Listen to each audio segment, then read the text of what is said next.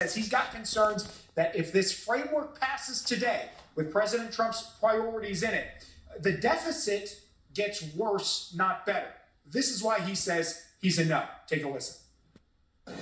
We're going to add $328 billion to the deficit this year.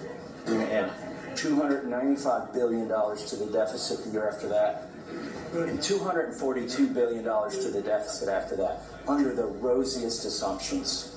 Why would I vote for that? So are you solidly a no? Yeah, they convinced me.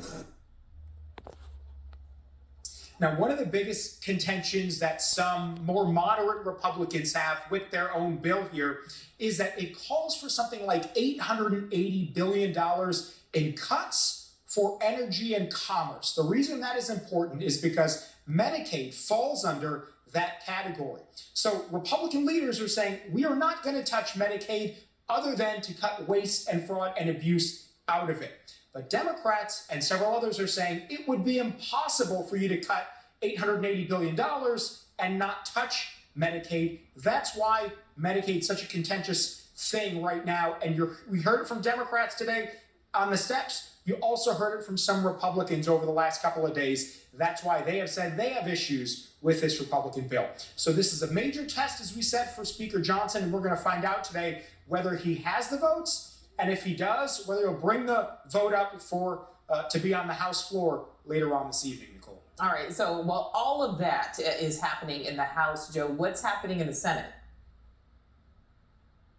Yeah, so the Senate has already moved forward on their version of this. It looks a little different. It's still got President Trump's major priorities in it, but they have a two-bill approach rather than just one big, beautiful bill.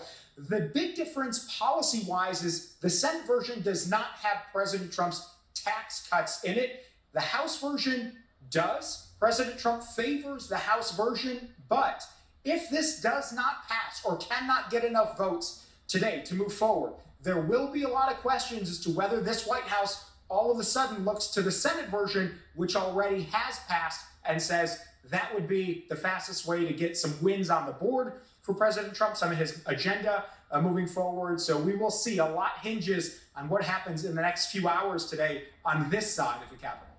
All right, Joe Khalil, live for us there in